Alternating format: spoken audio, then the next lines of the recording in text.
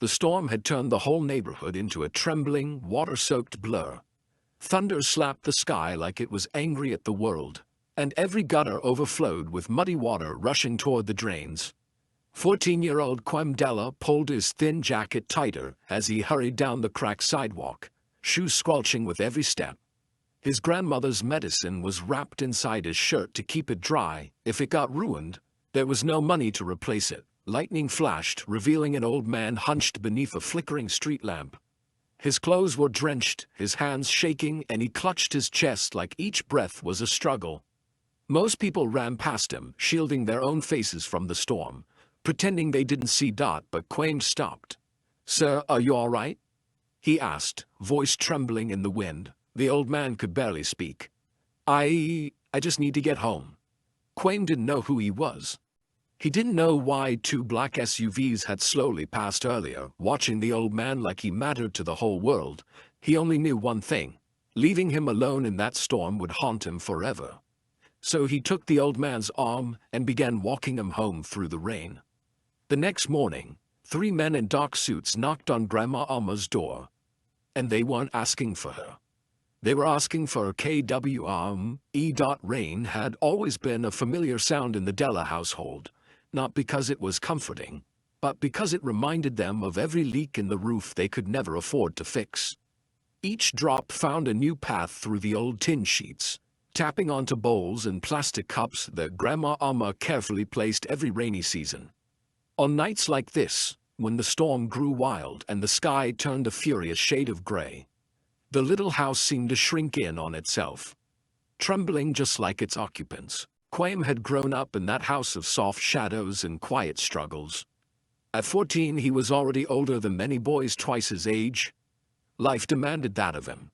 His father, Kofi, had passed away when he was 7, a construction accident that left nothing behind but a pair of worn boots and a final promise whispered at his hospital bedside: "Take care of your grandmother and become a better man than I ever was." His mother had left shortly after, unable to bear the weight of poverty. She had walked out one afternoon and never returned. No notes, no explanations, just silence heavy enough to bruise a child's heart. Since then, it had been just him and Grandma. Alma was a small woman with gentle eyes and hands that always smelled faintly of shea butter. She had raised Quaim with everything she had, which wasn't much. But what she gave was enough to shape him into a boy who still believed in kindness, even when the world offered him very little of it in return. Most days, Quaim woke before dawn, slipping quietly out of the house so he wouldn't disturb her. He worked at a roadside fruit stand owned by an elderly widow named Auntie Vida. He packed watermelons, arranged oranges, cleaned the crates, and ran errands all over the neighborhood. The pay was barely enough for food, but it helped. Enough to keep Grandma's medicine stocked. Enough to keep the lights on most months. Enough to survive, even if survival came with its own heartbreaks. But the storm that night was different. It wasn't the usual seasonal rain. The clouds had rolled in with a kind of vengeance, thick and heavy, swallowing the sky whole. The market had shut early. The streets emptied fast. Even the stray dogs found shelter under abandoned kiosks. Quaim was the last one to leave the market. Auntie Vida had pressed a torn paper bag into his hands with a look of worry. "Hurry home before the storm gets worse," she urged, adjusting her scarf against the rising wind. He nodded, tucking his grandmother's medicine inside his shirt to protect it. The clinic had made it clear, if she missed even 2 doses, her blood pressure could spike again. They had already survived her last collapse by a miracle, and the mercy of a nurse who paid for the ambulance ride. Quaim didn't take chances with her health anymore. The road home stretched long and uneven, lined with cracked pavements, flickering streetlights, and faded shop signs rattling in the wind. His neighborhood wasn't dangerous, just forgotten. The type of place the city remembered only during election seasons. Floodwaters always rose quickly here. The drainage never worked. And every storm brought its own new problems: fallen roofs, damaged walls, broken windows. As Quaim hurried, he noticed something that didn't belong: 2 large black SUVs crawling slowly down the road. Their headlights cut through the rain like twin blades. Tinted windows. Smooth engines. Too quiet. Too controlled. No one in his neighborhood drove cars like that. They moved with purpose, scanning the area, pausing at corners, turning sharply as though following an invisible trail. He watched them from beneath a half-open umbrella that wasn't doing much to keep him dry. The SUVs didn't stop, but something about them lodged itself in his mind. They looked out of place, like secrets disguised as vehicles. Still, he kept walking. Vehicles like that didn't come for boys like him. Lightning cracked open the sky, revealing a lone figure slumped beneath a flickering street lamp ahead. At first, Quim thought the man was simply sheltering from the storm, but as he got closer he realized the man's hands trembled violently. His breathing sounded uneven. His gray hair stuck to his forehead. Rainwater dripped from his suit, an expensive one, though now soaked beyond recognition. "Sir?" Quim called out cautiously. The man turned slowly, eyes filled with confusion, pain, and something like fear. I just need to get home," he whispered. Quim hesitated. His grandmother was waiting. The storm was intensifying. The water already reached his ankles, but leaving the old man there, alone, cold, struggling, felt wrong. Deeply wrong, Grandma Alma always said. Kindness is a seed, Quim. When you plant it, the tree may grow in a place you never expected. He swallowed hard, bracing himself. "Where do you live, sir? Can you walk?" The man nodded weakly, pointing down a quiet road that led toward the richer side of town. A side Quim rarely entered. "All right," Quim said softly, slipping beneath the old man's arm. "Lean on me. We'll go together." The rain swallowed them as they moved. Quim didn't notice the two black SUVs turning around behind them, nor the pair of men watching from inside. Faces tense. Eyes locked on the old man being guided away by a poor boy in a thin jacket. He didn't know the stormy night would change everything. He didn't know that the simple act of helping a stranger would bring men in suits to his door the next morning, asking a question that would shake his entire world. "Are you Quim Della?" Quim barely slept after the storm. Even though his clothes had dried by morning, the weight of the night clung to him like damp air, heavy, confusing, and impossible to shake off. He kept replaying the moment the old man stumbled at the gate of the tall, ivy-covered house. How the man squeezed Quim's hand with a trembling gratitude. How he whispered, "Thank you, son. You saved me from falling." Quim didn't know why that sentence stayed in his chest, pulsing like a heartbeat. Maybe because nobody, not his classmates, not the shopkeepers, not even some neighbors, ever said such words to him. He was the boy people saw as background, invisible until they needed something. Forgettable once they got it. That morning, he walked into the kitchen to find Grandmother Alma stirring a pot of millet porridge, humming an old Asante melody that always made their small home feel warmer than it looked. Their house was tiny, wooden walls cracked by time, a leaky window that groaned whenever wind pushed against it, and a floor patched with mismatched tiles somebody had thrown away. But Emma made it feel like a safe haven. "Make yourself tea," she said without looking up. "You'll catch cold walking through storms like that." Quim sat quietly. He didn't want to worry her, so he said nothing about the old man's chest pains. Nothing about the distant roar of black SUVs slowing near them. Nothing about the eerie silence of the house once he left the old man at the door. The whole walk home had felt like a strange dream. As if he'd stepped into someone else's world by mistake. He sipped his tea and focused on the one thing that mattered, the medicine he'd bought for Amma. She took it with a shaky smile. "You always find a way," she whispered. "Your father would be proud." Quim's heart warmed. Those words meant everything, especially because he barely remembered his father at all. Before he could respond, a sharp knock rattled the front door. It wasn't a gentle, neighborly knock. It was firm, precise, too confident for their little wooden house. Alma froze, spoon in midair. "Who is coming this early?" she murmured. KWME peeked through the ripped curtain. His breath caught. 3 men stood on the porch, impeccably dressed in dark suits that didn't belong anywhere near their street. The morning sun glinted off their polished shoes, and each man held a small earpiece, the kind security guards wore in movies. A sleek car idled behind them, engine humming like a patient animal. Emma's voice lowered to a whisper. "Quine, have you done something? Anything?" He shook his head quickly. "No, Nana, I swear." Another knock, this time louder. Emma opened the door only halfway. "Yes, can I help you?" The tallest man nodded respectfully. "Good morning, man. We're looking for a boy named Quain Della." His voice carried the calm authority of someone used to getting answers. Emma instinctively shifted her body to block their view. "Why? What business do 3 grown men have with a child?" "Ma'am," another said gently, "we're not here to harm him. We were sent by Mr. Benjamin Ford." Quain blinked. "Who?" The men exchanged a glance. "The elderly gentleman you escorted home last night during the storm," the first man said. "He told us everything." Alma stared at Quain in disbelief. "You walked an old man home in that weather?" Quain nodded slowly. "He needed help," the tall man continued. "Mr. Ford requested the boy by name. He insisted we bring him to the estate immediately." Estate, that word hit Quain like a gust of wind. Last night's storm had blurred everything, but he remembered towering gates, spotless stone steps, lanterns glowing under the rain. He had assumed it was just a nice house, but an estate. Who had he guided through the storm? Emma's protective instincts flared. "You can tell Mr. Ford that my grandson is not going anywhere with strangers." All 3 men straightened slightly, their tones shifting with a controlled urgency. "Ma'am, Mr. Ford is alive today because of him." He collapsed shortly after reaching his door.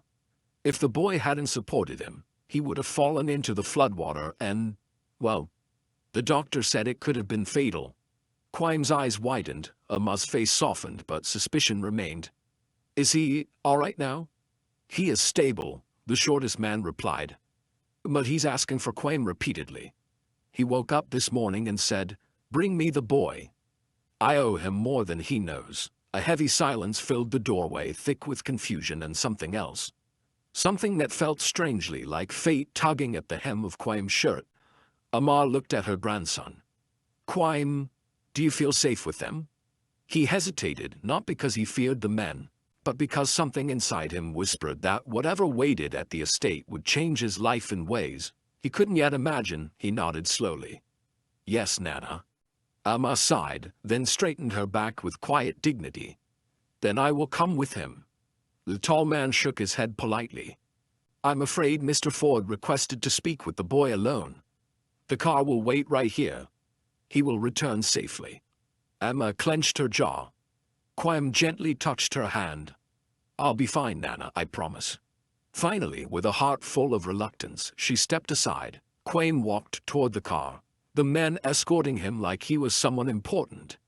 As he slid into the back seat, he caught his grandmother's worried gaze through the dusty window, her lips silently mouthing a prayer. The door closed. The car pulled away. For the first time in his life, Quain wasn't just a poor boy nobody noticed. He was being taken somewhere powerful by people who knew his name.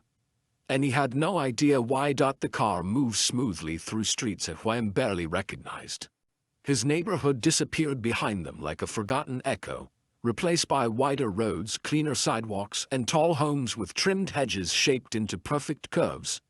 He watched everything through the window, hands pressed against the cool glass, heart beating with a trembling anticipation he didn't know how to name. The men in suits sat in silence, their expressions calm but unreadable.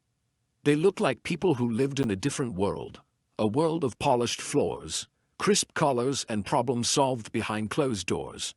Quain felt painfully aware of his worn shirt, his scuffed shoes still faintly marked with mud from the storm. He wanted to ask questions. Who was Mr. Ford really? Why did he want him? What did estate mean? But the quiet seriousness inside the car made every question shrink back down his throat. Instead, he looked at his hands and replayed the storm again.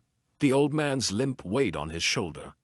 The eerie rumble of black SUVs circling as if watching them. The sudden exhaustion the man felt when they reached the porch. Something about last night wasn't simple. Something didn't fit. They turned off the main road and passed through a large, wrought iron gate guarded by 2 men with the same earpieces. They nodded at the car as it rolled through, not even needing to ask a question. That alone made Kwame's chest tighten. The estate stretched like its own universe. Acres of green lawns trimmed so neatly they looked painted. A stone fountain spraying water into the air like glitter. And a mansion that stood tall and wide with walls of soft beige stone and wide glass windows reflecting the morning sun. KWME had never even seen something like this on television. The car parked quietly at the entrance and the men stepped out with military precision. One of them opened the door for him. "Right this way, Kwame." He swallowed hard and stepped out. The air smelled different here, cleaner. Carried by a subtle hint of lavender from flowers he didn't know the names of, they led him past the front doors, through a towering foyer with marble floors that gleamed like mirrors and chandeliers that sparkled like frozen rain. His footsteps felt too loud, his presence too small, as if he didn't belong in a place where even silence seemed expensive. A woman in a navy dress stepped forward. Her voice was calm, professional. "Mr. Ford is awake. He's been expecting the boy, expecting. For him." That thought felt too big to hold. She led them down a long hallway lined with paintings of people who looked important. Men in suits, women in elegant dresses, landscapes filled with horses and rolling hills. Kwame couldn't stop staring. The whole place was like walking through the inside of a storybook he didn't understand. Finally, they stopped at a door halfway open. The woman knocked softly. "Sir? Kwame is here." From inside, a familiar voice, faint but steady, let him in. Kwame stepped into a spacious bedroom illuminated by gentle sunlight streaming through wide curtains. Machines beeped softly. A nurse stood beside the bed adjusting an IV line. And there, sitting slightly propped up by pillows, was the old man from the storm. Benjamin Ford looked different now. Not drenched and trembling, not struggling to breathe. His silver hair was neatly brushed, his clothes warm and dry, and though his face was tired, his eyes held an alertness that made Kwame straighten instinctively. The old man smiled. "You came?" Kwame nodded shyly. "Yes, sir." "Come closer, boy. I want to see you properly." Kwame walked toward him, hands clasped behind his back. The nurse gave him a reassuring nod before stepping aside. Benjamin studied him with the intensity of someone searching for something hidden beneath the surface. "You saved my life last night. You didn't have to stop in that rain, but you did. Most people don't realize how rare that kind of heart is." Kwame didn't know what to say. I couldn't leave you there." The old man's eyes softened. "That's exactly why you're here." He motioned to a chair. Kwame sat. The men in suits waited near the door, silently guarding the room. Benjamin took a slow breath. "Kwame, do you know who I am?" Kwame shook his head quickly. "I didn't think so." The old man chuckled weakly. "Most people recognize the name, but you didn't flinch last night. You didn't see a powerful man or a wealthy one. You saw someone who needed help." Kwame sat in still confusion, waiting. Benjamin continued. Voice low but firm. "My name is Benjamin Ford. I built Ford Industries, the company that employs nearly 30,000 people across the country." Kwame blinked. Even the men in suits seemed to straighten slightly when the name was spoken. Ford Industries. He had heard the name in passing at school, on the radio, once on a billboard near the highway. He never connected it to a single person, certainly not to the old man he guided through muddy streets. "I didn't think I would live to see this morning," Benjamin said softly. "But I did. And the first thing I remembered was your voice in the storm."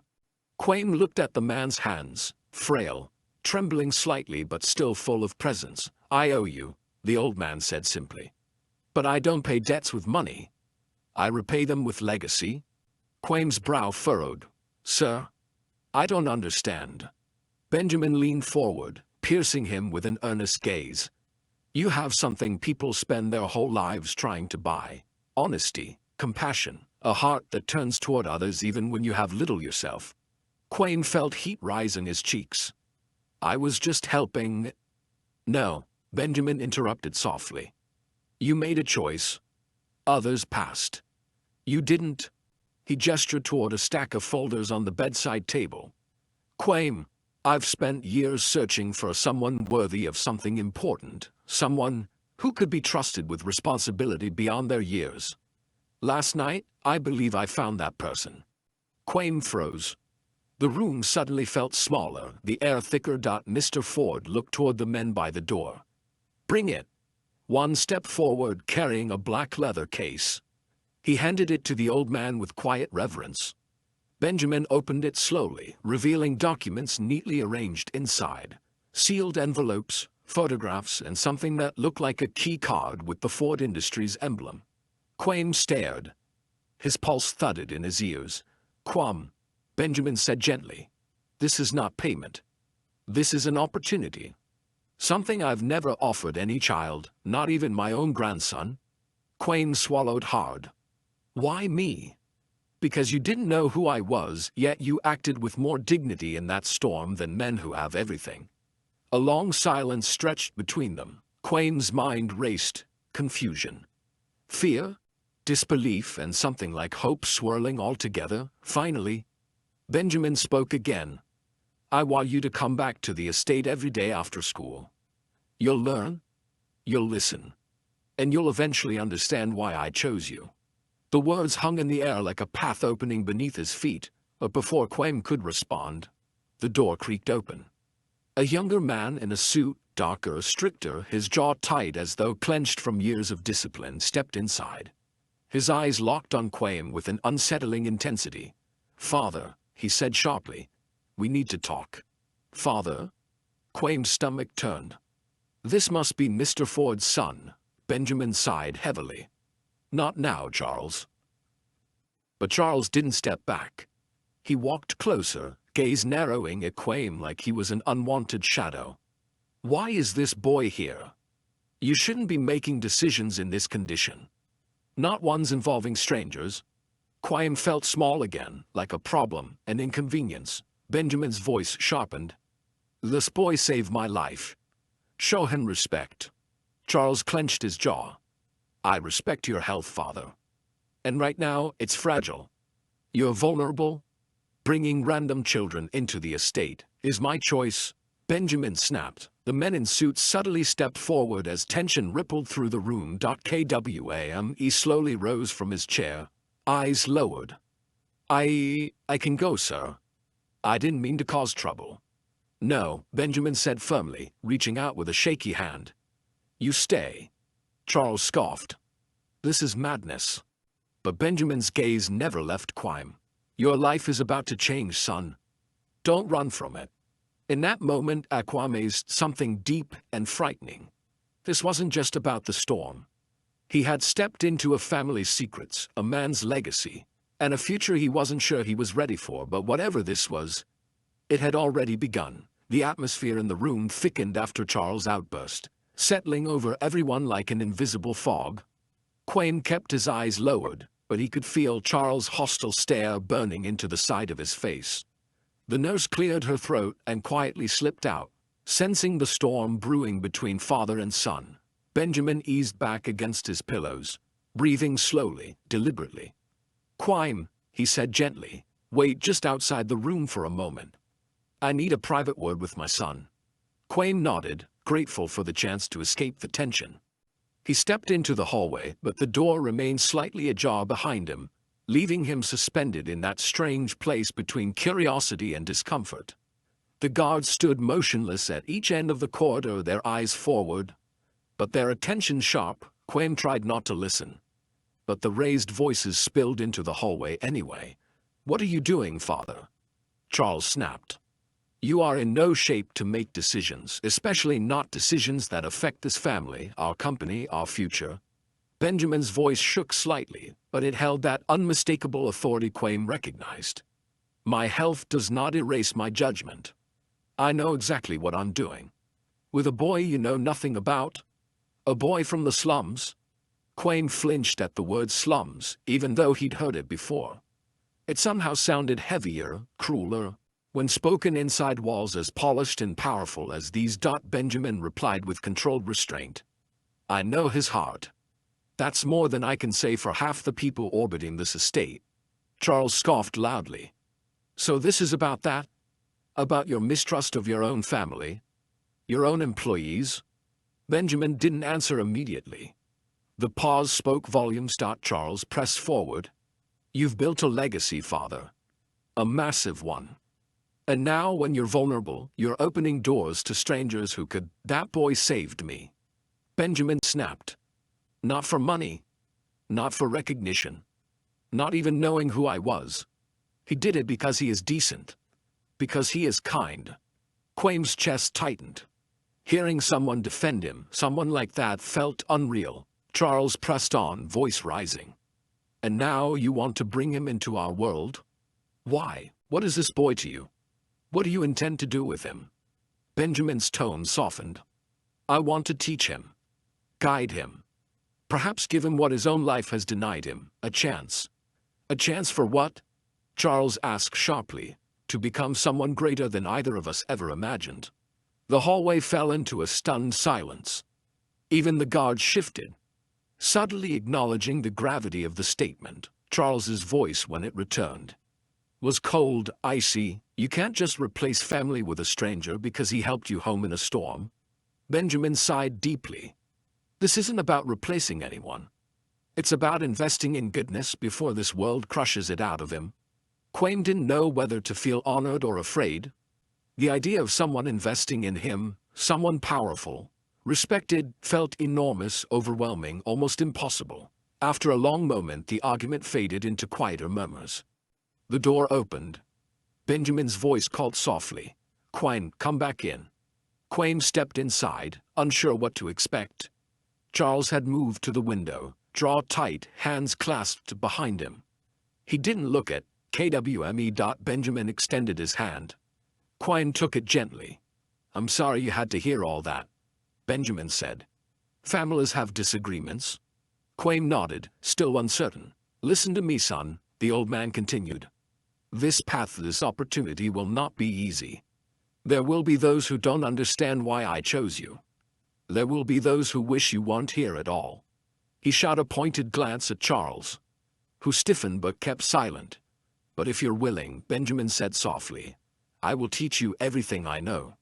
About responsibility, leadership, integrity, business, life. Quaim swallowed hard. I don't know anything about business, sir. Benjamin smiled.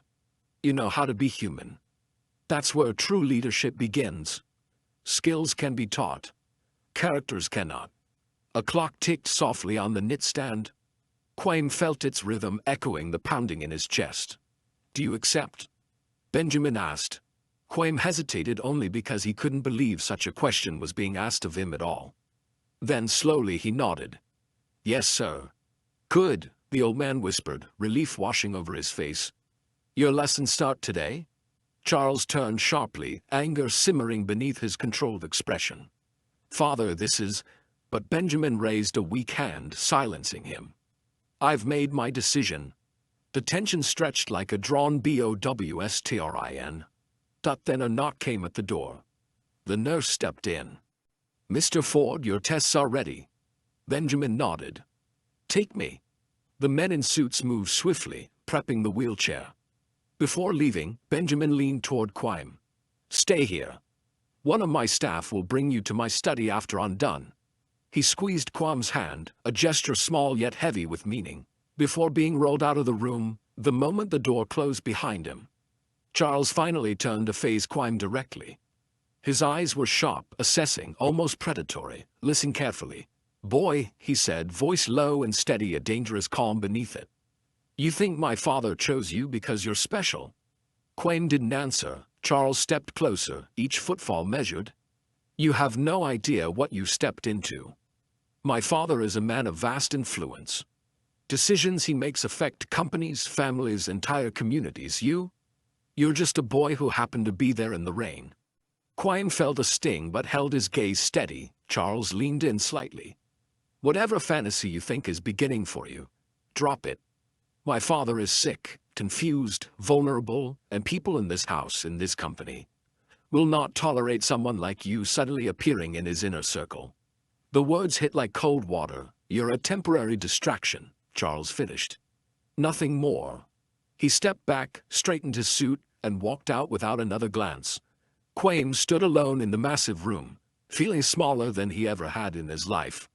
The beautiful walls, the polished floor, the soft hum of machinery, none of it felt welcoming now. It all felt like a warning. A soft knock interrupted his spiraling thoughts. A young woman in a crisp gray uniform peeked in, her expression gentle. "You must be Quaim," she said. "I'm Lila. Mr. Ford asked me to bring you to his study." Her voice was warm, offering a thread of comfort in a place that suddenly felt full of hidden traps. Quaim followed her down a long corridor that branched into another hallway, lined with tall windows overlooking the gardens. Outside, sunlight glistened on the fountain Benjamin hadn't seen in days. Lila noticed his quiet demeanor. "Don't mind Charles," she said softly.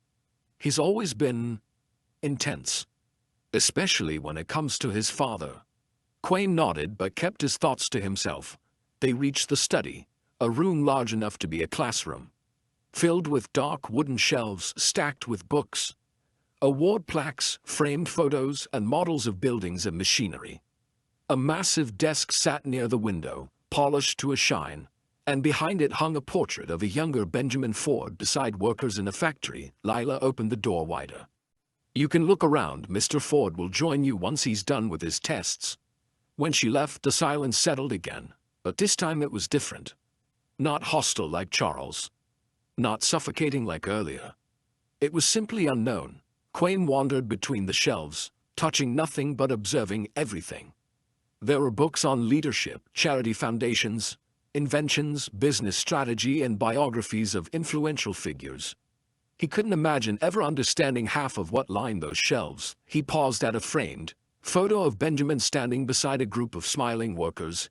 His arm was around a young employee, and the smiles were genuine. A sticky note on the frame read, "Never forget where you started." Quaim traced the words with his eyes, feeling a strange tug in his chest. A pull toward something bigger than the life he knew. As he slowly explored, he didn't realize someone had been watching him from the doorway, a different man, younger than Charles. Calm and observant, with glasses and a softer expression. He approached quietly. "You must be Quaim," he said with a small smile. "I'm Isaac Ford." Ford, another son, but Isaac's presence felt different, not sharp like Charles, not suspicious, not cold. More like a man used to analyzing quietly before speaking. "I've heard a lot about you already," Isaac said gently. "And I think you should know. Not everyone in this family sees you as a threat." Quaim blinked. "Threat?" Isaac chuckled softly. "Yes, you'd be surprised how people in powerful homes react when someone unexpectedly appears." He looked at the study around them. Then at Chihuahua. "But sometimes," Isaac continued, "the unexpected person is exactly the one needed." Before Kama could answer, footsteps echoed down the hall. Nurses' voices. A wheelchair rolling. Benjamin was returning. Isaac stepped aside. "Whatever my father wants to show you, listen carefully. He doesn't choose lightly." Quaim nodded, heart pounding again. The study door opened. Benjamin rolled inside, looking tired but determined. The moment his eyes landed on Quaim, he smiled. "Good," he said softly. "Let's begin." "My boy," said the old man from the stormy night. "I'm deeply grateful to hear your voice." Tawfik froze. Every muscle in his body tensed, emotion rising so swiftly he couldn't speak for a moment. "Sir? I didn't expect—" "I know," the old man chuckled softly. "You never expected to see me again. But your kindness followed me home that night, just as you did." Tawfik swallowed hard. "Sir, I didn't do anything special." "You did more than you realize," the old man murmured. "Far more." A heavy pause stretched between them. Then the old man continued, tone shifting from warm to serious. "I was very ill that evening, Tawfik. And if you hadn't insisted I be checked by a doctor, my condition would have worsened. My heart was failing. That storm nearly claimed me." Tawfik's chest tightened painfully. "I'm glad you're okay, sir. I'm alive today because of you. And I intend to repay that with meaning, not just words." "Sir, you don't owe me anything," Tawfik whispered. "Let me be the judge of that," the old man said with surprising firmness. I want you to fix settled, the old man spoke. My name is Benjamin Ford. My family has lived in this country for generations. We built companies, donated to charities, supported schools. And yes, I made mistakes along the way. He paused to breathe. My children grew distant. My grandchildren scattered across states. Wealth became the center of their lives, not kindness. Not legacy. Not humanity. Tawfik lowered his eyes. I've spent years wondering who'd carry forward the values I hold dear, Henrik said. And in one stormy night a stranger showed me the answer. Tawfik blinked rapidly. Sir, I'm not sure you deserve more than you've received. You gave without expecting anything. That quality is rare. Henrik leaned forward slightly. I want to sponsor your education. Not just high school. Not just college.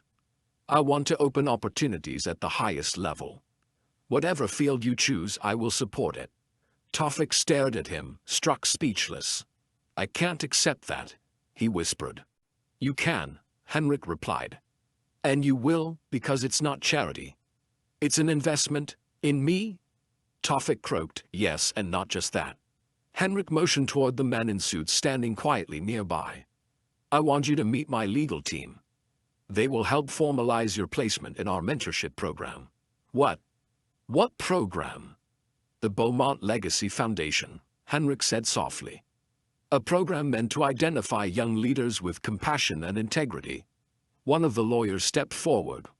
Benjamin Ford has chosen you as one of the primary beneficiaries and mentees. This will grant you access to training, internships, private tutoring, and long-term financial support. The boy's throat burned as he tried to process everything. Why me? He whispered. Because, Henrik replied, his eyes shining. You saw me as a human being when the world would have walked away. Tawfik felt tears sting his eyes. But before he could speak, the sound of heels clicking against the marble floor echoed through the room. A woman entered, graceful, elegant, her tailored suit perfect, her expression unreadable. She glanced at Henrik, then at the boy. Father, may I speak with you? She asked coldly. Henrik sighed. Audrey, we discussed this. You discussed it? She corrected sharply. Not me. The tension thickened instantly. She turned to Tawfik. Who are you? He opened his mouth, but Henrik answered first. Someone who saved my life? Her eyes narrowed. And you want to give him access to the family foundation? Yes. She inhaled slowly, her jaw tightening. Father, decisions involving the foundation require the board's approval. You know that. As founder, I still have the authority to select beneficiaries, Henrik reminded her calmly. Audrey's eyes flickered, frustration simmering beneath the surface. This is reckless. No, Henrik said softly. This is right. Tawfik shifted uncomfortably. Sir, maybe I should leave. No, Henrik said firmly. You stay. Audrey crossed her arms. What proof do you have that he's even trustworthy? Tawfik lowered his head, heat rising in his cheeks. Henrik looked at her with weary eyes. The only proof needed is compassion. That's not how this world works. She shot back. Henrik's voice grew stronger. Then perhaps your world needs changing. Silence fell, then, slowly, Audrey exhaled. Fine, she said finally. But I'll be overseeing every step of this process. Good, Henrik replied. It's time you understood why this matters. Over the next few hours, Tawfik met with lawyers, mentors, and administrators. They asked him questions not to interrogate him, but to understand him, his interests, his dreams, his struggles. For the first time in his life, people wrote notes about him, not because he caused trouble, but because they saw potential. When he finished his final meeting, Henrik called him back to the sitting room. You did well, the old man murmured. I'm not used to this, Tawfik admitted, voice trembling. You will be, Henrik said. Not because of privilege, but because of purpose. He reached into a drawer and pulled out a small leather-bound journal. It looked old, worn, treasured.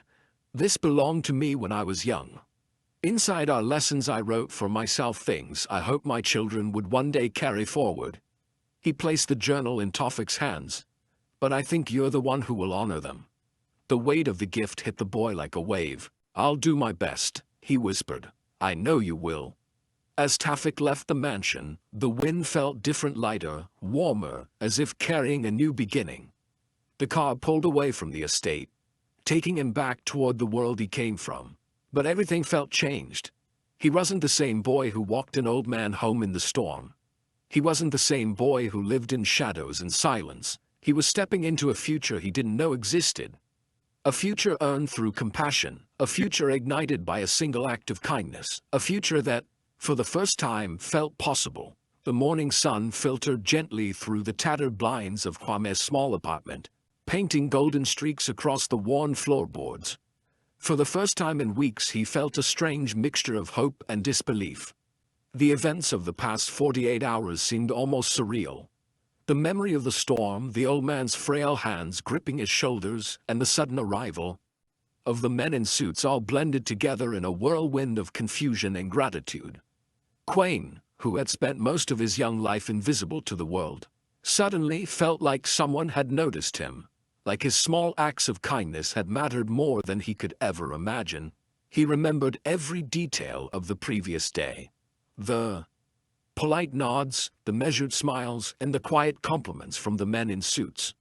They had asked about his school, his family, his dreams, and even his favorite books. It was overwhelming yet strangely comforting. For a boy who had grown up in the crowded, noisy streets of the city, where people often walked past without a glance, being seen like this was almost intoxicating. And through it all, Kwame couldn't shake the feeling that this recognition was tied directly to the stormy night he had spent walking the old man home. That night of rain and cold, of mud and trembling hands, had somehow shifted the course of his life. The old man, Benjamin, had been quiet when Kwame had insisted on helping him. He had muttered about his back and the bad knees, about how no one ever helped anymore. But there had been a spark in his eyes. A spark that told Kwame he had done the right thing. And now, sitting across from the men in suits in their pristine offices, Kwame realized that sometimes the smallest gestures that seemed invisible to the world, could ripple out into something far bigger than he could ever anticipate. The men explained that they worked for a foundation that supported talented, young individuals from underprivileged backgrounds. They had heard about Kwame through an unexpected channel, Benjamin's connections. The old man had spoken of Kwame's courage, kindness, and sense of responsibility to everyone he knew, and someone had taken notice. Suddenly, Kwame's dreams, which had always felt distant and nearly impossible, seemed attainable. A scholarship, mentorship, access to resources he never knew existed, it was all suddenly within reach. But as the excitement swelled in Kwame's chest, a wave of humility followed. He thought of the many nights he had spent lying awake in his tiny bed, listening to the rain patter against the roof, imagining a world beyond the cramped streets he called home. He thought of his mother, who had worked double shifts at the laundry to keep food on the table, and of his little sister, whose laughter had been his constant companion. All of them had sacrificed so much, and now, this opportunity felt like a gift not just for him, but for everyone who had quietly believed in him when no one else did. As days turned into weeks, Kwame began to adjust to the new rhythm of his life. School became a place of excitement instead of routine, and he found himself surrounded by mentors who encouraged his curiosity and creativity. Every challenge he faced, every late night of studying or early morning of preparation, reminded him of the night he had braved the storm for Benjamin. That single night had taught him that integrity, empathy, and courage were not abstract concepts. They were the foundations of a life that could create change, not just for oneself, but for others. Kwame also returned frequently to Benjamin's home. The old man had become more than a mentor. He had become a symbol of wisdom and resilience. Each visit was filled with stories, laughter, and sometimes silence, a shared understanding that some of life's most profound lessons came in quiet, unassuming moments. Kwame would often reflect on the irony of the situation. A boy who had thought himself powerless in the vast city streets had discovered that power was not measured by wealth or status, but by the choices one made, the kindness one showed, and the courage one held when no one was watching. Word of Kwame's story began to spread quietly, first in the neighborhood, then across the city. He became a living example of how compassion could open doors that ambition alone could never unlock. Teachers, neighbors, even strangers would stop him on the street, offering congratulations, encouragement, and sometimes just a warm smile. It never mattered how famous or wealthy he became. Quaim never forgot the storm, the cold night, and the old man who had entrusted him with a simple yet profound task. In reflection, Quaim realized that life often rewarded those who did not seek reward at all. The act of walking an old man home during a storm seemed insignificant at the moment, yet it had been the catalyst for transformation. It was a reminder that every small act of courage, every display of empathy, carried the potential to change not just one life but countless others. And in that realization, Quaim felt a profound sense of purpose. He wanted to give back, to create opportunities for other children who, like him, navigated a world that often overlooked them. He wanted to show them that their actions, no matter how small, could ripple outward in ways they could never predict. As the years passed, Quaim's story became a quiet legend in the city. He pursued education, innovation, and community work, always carrying the lessons of that stormy night in his heart. And though the streets he grew up on remained unchanged, in many ways they were forever marked by the echo of one boy's courage, the wisdom of an old man, and the unexpected kindness that had altered the course of a life. In the end, Quaim learned that the true measure of success was not the wealth he accumulated, nor the accolades he received, but the difference he made in the lives of others.